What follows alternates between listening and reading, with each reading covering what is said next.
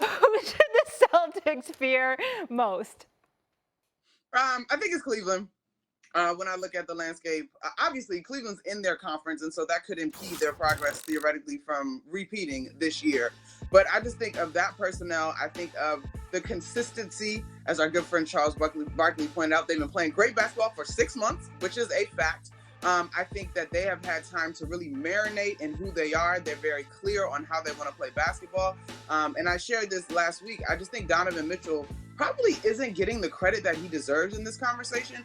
Obviously, he's having a terrific year as far as the basketball of it all, but the leadership and the small sacrifices and empowering this group, Evan Mobley, the jump that he's taken, I mean, Darius Garland being healthy, they have been playing a clearly identified brand of basketball the longest, and they are sitting atop the Eastern Conference for good reason. So I definitely think it's the Celtics between their personnel and the time that they've been able to spend together. 100% agreement. That is the clear and present danger to the Boston Celtics right now, and you got to fear the trajectory.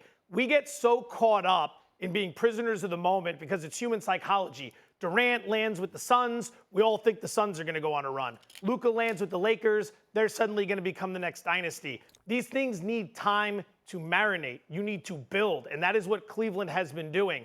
3 years ago, they missed the playoffs entirely. 2 years ago, it's a first-round exit. They looked soft against the Knicks in that series. So what do? They came back with more physicality the next year, which was last season. They go 7 with Orlando. They advance, and then they get bounced. Each year, they take another step. Each year, they get a little bit better. They're extremely well balanced. Number 1 in the NBA in offensive efficiency, number 7 in defensive efficiency. They added depth with DeAndre Hunter, which is going to be big against the Celtics come playoff time. And don't sleep on the transition from Bickerstaff to Atkinson as the head coach. It's not to knock J.B. Bickerstaff. He'd be my vote for coach of the year in Detroit with what he's done with the Pistons. But some guys are great builders, and then some guys are there to push you over the top. Kenny Atkinson coming from Golden State under Steve Kerr, who knows a thing or two about taking over for someone and then taking it to the next level when he took over for Mark Jackson in Golden State, and we all know the rest is history there. A very clear and present danger in Cleveland. That's the team to worry about if you're Boston right now. This is trifecta. We all agree. I've been saying Cleveland for how many weeks now, Eminem? How many weeks, Joe? I've been talking about Cleveland. And then, I had to work with Big Perk doing NBA Countdown last Friday, right?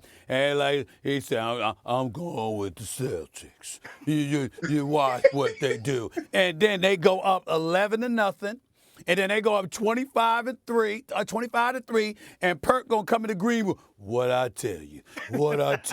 You understand? I tried to warn you. I tried to tell you. And then when Cleveland came back, I couldn't find his big ass. I mean, that dude was high. I couldn't find him. How the hell all of a sudden you disappear? Big Perk. You would have thought of the I Spy. That I Spy segment they got on NBA today? That you would have thought he was there, except he didn't stick his head out from the bushes. He hid behind it, and evidently the bushes were big enough to hide him. That's what transpired, okay? I've been talking about Cleveland for weeks. Donovan Mitchell is a bona fide star in this league. Darius Garland is no scrub. When you take that into consideration and then you look at the elevation of Mobley, Jared Allen wasn't participating in the playoffs last year. Let's keep remembering. You keep acting like he played last year in the postseason, particularly against Boston. It's not true. It's not what happened. They didn't have him, and Donovan Mitchell ultimately went down as well with a couple of games left. You got that going on. And then the pickup of DeAndre Hunter. The brother's 6'8", can guard on the wings, and can shoot threes. Now, the Boston Celtics that we've been seeing, here's how you know a champion is something to be worried about, y'all. When they lurk. I'm not talking about dip. When they lurk. When you're lurking is when you're not number 1, but you ain't worried about it because you're right there at number 2. You don't have to worry about falling to number 3. You're right there letting the top dog know you're still going to have to come through us. That's what Boston has been doing to Cleveland. And when you see Pritchard and Derek White both score over 40 in a game, when you see Jason Tatum having an MVP caliber year like he's having, when you've seen a drop-off in three-point shooting from Jaylen Brown, but yet this team is completely unfazed. They lead the league in three-point attempts, three-pointers made per game. It's going to get very interesting. Cleveland's going to have to show up. But make no mistake about it, I view it as a 7-game series. I believe Boston and Cleveland, meeting in the Eastern Conference Finals, there will be a Game 7 with 48 minutes to go for a berth to the NBA Finals on the line in Cleveland. That's what I believe will happen. Look out. All right. It's Curry. Oh, ridiculous! A cheat code! Steph Curry is not human. This dude, he is just having too much fun out there. And talk Special. about, and Jimmy Butler, I feel like, gave them a whole new resurgence in terms of energy and life too, as well. The Warriors. I know we're not supposed to talk about the Warriors or the Lakers, but they're just special right now. Idiot. Monica. Fool. No, fool.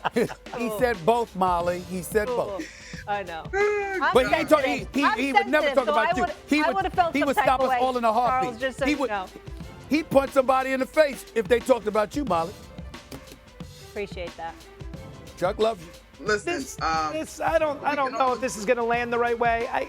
Don't. Enough with the half court. Can we get the 3/4? Can we get the full court? I feel like we're seeing this every night. It's old hat.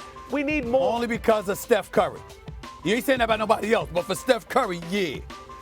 That's an every night kind of thing capability. Nobody else. I'm not the greatest shooter God has ever created. Kind of, sort of sick of it, Monica, at all whatsoever.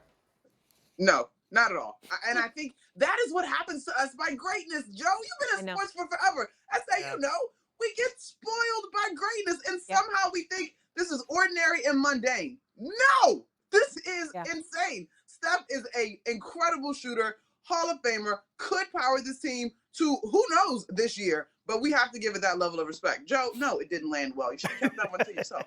Yeah, exactly, Joe. Hi, hater. All right, this was just par for the course for Steph. According to Draymond Green earlier this week on his podcast, he addressed exactly where Steph stands in the history of the association. Dre. There's no one in the history of the NBA that has been schemed against and guarded the way Steph Curry is guarded. The way the game of basketball is played, not in NBA, I said the game of basketball is played worldwide, it's because of Steph Curry. For sure. You tell me the game of basketball is modeled after how you play the game and what you were so special at that everybody thought that, that's what we need to do. And you telling me that guy don't go in the GOAT conversation? Yeah, I mean, Stephen A., he tells no lies. He revolutionized the game. But I just want to remind the audience, S.A., we talked about this earlier this week, because remember, Shaq said that after the Warriors-Knicks game at the Garden, that he's played against all of them, Kobe, LeBron, MJ, and that Steph needs to be a part of the GOAT conversation. So, Stephen A., where are you on this? I totally agree with Draymond. Draymond's 1,000% correct with everything that he said. Most importantly, he's more qualified than practically anybody on the planet to say it outside of Coach Steve Kerr himself. When you look at Draymond, I mean, he's been the facilitator for Steph Curry's greatness for the vast majority of his career. So much so that Steph Curry, that's the one untouchable commodity in Steph Curry's eyes. We've heard the Golden State Warriors entertaining a lot of things, changes that need to be made, who's going to stay, who's going to go. It was the outside world talking about Draymond. Nobody in Golden State ever mentioned that. You know why? Because that was unthinkable when it came to Steph Curry. Steph Curry knows what Draymond Green means to him and vice versa. And so when Draymond speaks about Steph Curry, we have to listen. When J.R. Smith talks about Matthew Dellavedova needing to go to a hospital to get oxygen because of chasing Steph Curry around, we got to listen to that. When you see that you're guarding him by committee because everybody has their head on a swivel collectively because he's such an extraordinary marksman that you literally have to know where he is at all times. And you not only have to know where he is, Steph Curry is a person that we talk about and we throw out this cliche, pick him up at half court. But even when we say that, Eminem, Joe, you might be about 10 feet back or something like that. No, with Steph Curry, you literally are picking him up at half court because this brother can pull up from 40. This is who he is. And so when you see that and you see his movement without the basketball and the constant iteration of that movement, the way that it just seems nonstop, okay? When Draymond says that stuff, being familiar with international competition as well as NBA competition, you have to take him at his word and consider him, an expert on this particular subject. We're in no position to disagree with Draymond. Before I joined ESPN, I was doing local radio in San Francisco. I moved there in December of 2014, right as all of this kicked into overdrive. It's every night. It's every night with this guy. It's something. It's the half-court shot. It's 5 threes in a quarter. It's 20 points in the fourth to bring you back from a 14-point deficit. It never ends.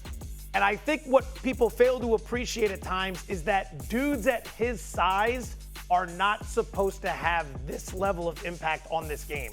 Anytime someone puts together their top 5 or their top 10, those dudes are 6'6" and beyond. They're not Steph Curry. You are not supposed to do what he does at that height. Talk about the GOAT conversation. You have to be able to transcend the box score. A lot of great players can fill up the stats, but what is it that goes next level, right? With Jordan, it was the shoe game. Everyone started getting paid on shoes. That was the next level. All right, with LeBron, it was the player freedom, the movement, the mobility, the taking control of your career and going to play where you wanted with who you wanted to play with. With Steph, it was literally the changing of how the game was played, to Draymond's point. The prolific rise of the three-pointer. Look at how many three-pointers were being attempted pre-Steph Curry Golden State rise versus now. And there are people that will argue it has hurt the game to some extent. That's the other teams that have hurt it, not Steph. His place in history is cemented. He absolutely belongs in the GOAT conversation. Whether you give it to him or not, it's a different conversation. But when you're talking Rushmore, he's there. Yeah, I mean, I agree with everything that you guys have said. It is, I think sometimes we got to take a deep breath, take a little bit of a step back to be reminded of Steph Curry's story through the league, the slow starts due to the ankle injury, the endurance, the coaching changes that we mentioned in the earlier segment in the first take. But I also think what is really cool about this, because we could marvel about the basketball of it all. And I say, you know this. I mean, Joe, you know this. We work with Bob Myers, and I think we've all had a chance to probably have conversations with Steve Kerr, folks that have been a part of the Warriors organization. What I also very much appreciate about this is that folks will tell you that he's as good of a guy, if not better, a guy than he is person. And I think that is so special in terms of the loyalty that he will have the opportunity to demonstrate to that organization, and his place as far as the basketball of it all. But he has also been so deliberate in where he wants to lend his voice, lend his energy, and his monetary support in terms of leaving a very, very powerful legacy that has just been powered by basketball, but is not limited to it. One other thing? Yeah. No drama. Literally no drama. Yeah. You never hear him complaining. You never at any turn see anything other than a leader. And that's not to cast shade on anybody else in the association. It's just all of us in the world we live in, with the way we complain about everything, hand up, I'm at the front of that line. You never hear about that guy complaining about anything, and he is constantly getting mauled by defenses and not getting the superstar treatment from refs he should be getting. The other thing that we can't forget is that, listen, we all know that from a quintessential perspective, the greatest point guard in the history of basketball is Magic Johnson. We get that part, okay? Isaiah Thomas is up there. John Stockton is up there. Jason Kidd is up there. The point guard, Chris Paul, CP3 is up there. Gary Payton, the glove. We get all of this. But the reason why I once compared and brought up the conversation of point guards between Steph Curry and Magic Johnson as the greatest ever, we know most people don't look like it. Eddie Johnson is on NBA radio doing a fabulous job. And he's like, Steph Curry ain't no damn point guard. And he's right about that. But since he's listed as a point guard and having the ball in his hands, I'm only strictly speaking about impact. When you think about the phenomenal impact that Magic Johnson had on the Los Angeles Lakers en route to 5 NBA titles. Yeah. Do we realize that you can't even name 3 or 4 people that has had that much of a profound impact on a franchise other than Steph Curry? I'm saying, you know, Steph Curry, Michael Jordan, you know, you could say Kobe Bryant, of course, LeBron James. I'm just saying his impact to the success of his team. The fact that you got to guard him and have your head on a swivel, for crying out loud, because you always have to know where he is on the basketball court. That's just as impactful as Magic Johnson's passing ability and his ability to run an offense. I think it's worth mentioning. Yeah, incredible leader, incredible player, incredible human being. And I'm excited that his team's going to be competitive this playoff run. By the way, I don't know if you guys have been noticing, but the whole time you're talking, I'm seeing Daniel Cormier like randomly pop in. DC. I don't know. I'm that. seeing his beard, his this and that. I don't know if you know, but we got thanks a lot to the producers, Molly. We weren't pointing that out, but you just No, told, I was just going to say that I'm so excited about UFC 313 that's happening this weekend. DC definitely doesn't know he's on camera, which makes this even better. So let's just go to break. It was supposed to be on camera while Eminem was talking about Steph Curry, but different subject for another day. Okay, can we have a little fun? Like it's Friday. It's okay. We saw DC. We are having We're talking fun. about the UFC. It's called teasing. That's what it's called. I'm messing with it. Okay, it's called a Since you tease. started it. All right, it's called just rolling with things. Wanna try to boast at what I look like. Think I'm gonna try to wear, pull up long range. Jimmy with the heat, I'm on fire. It's NBA over here,